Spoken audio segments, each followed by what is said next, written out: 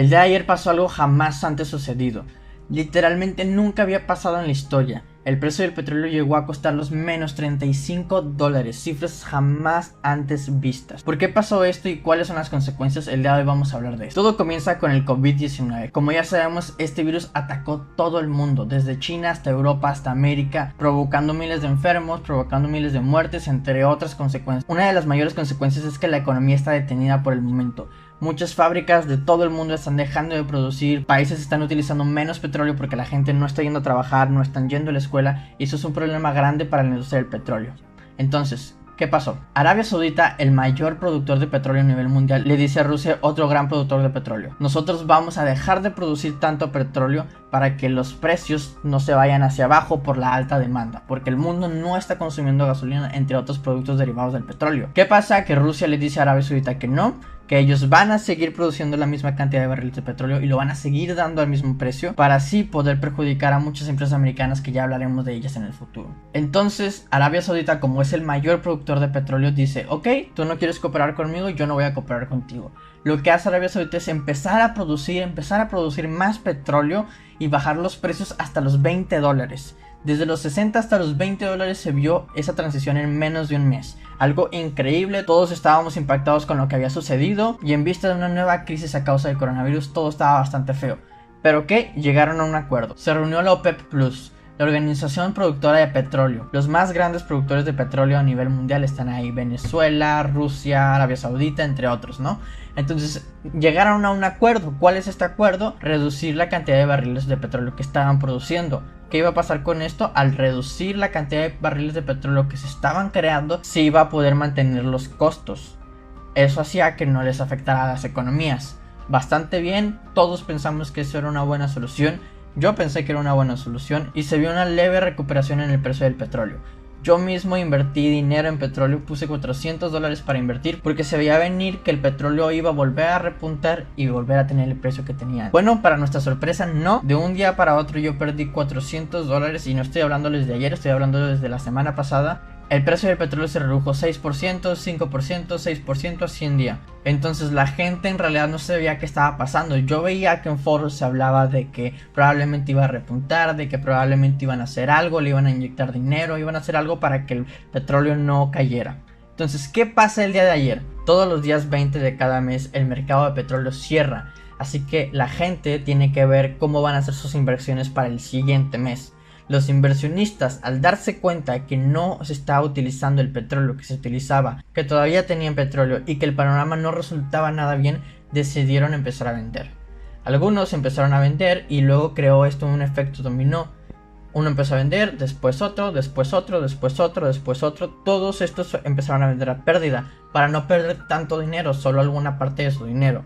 Entonces empezaron a vender y eso provocó que el precio del petróleo cayera muchísimo. Más de 300% su valor, cayendo en números negativos. ¿Y qué significa esto de números negativos? Los productores de petróleo no pueden simplemente dejar de producir. Por un proceso que ya te explicaré después, no pueden dejar de producir, y esto provoca que no tengan espacio donde almacenar este petróleo. Entonces comenzaron a pagarles a ciertas personas. No, obviamente tú no puedes ir con tu pickup a recoger unos barriles de petróleo por menos $35. Empezaron a pedir que se desocupara ese petróleo y empezaron a pagar por ello, para así ellos tener lugar donde almacenar el nuevo petróleo que se está produciendo. Cabe mencionar que esto no es con todo el petróleo. Esto solo pasó con el West Texas Intermediate, que está en Estados Unidos. Hay otros tipos de petróleo que se venden en otras partes del mundo, como en Europa, pero ese es otro tema. Ahora, ¿cuál es el problema con esto y por qué la gente está tan asustada con esto? Bueno, Estados Unidos no siempre ha sido el productor que era como hoy lo es. Hace algunos años ellos descubrieron un método de extracción de petróleo llamado fracking, que es un método muy peculiar que no se utiliza en muchas partes del mundo, ya que este contamina, pero también es muy fácil, entre comillas, de hacer, lo que hizo que se crearan muchas empresas dedicándose al fracking para extraer petróleo. Ellos pudieron crear empresas en base a una deuda. Ellos tienen una deuda pública que tienen que estar pagando, pero a pesar de que ellos tienen una deuda, sus ganancias son mayores a sus costes de producción y de su deuda, por lo cual aún les permite tener dinero. ¿Qué es lo que pasa si baja el precio del petróleo? Estas compañías no van a tener el dinero para subsistir, no van a tener ni ganancias ni van a tener para liquidar su deuda.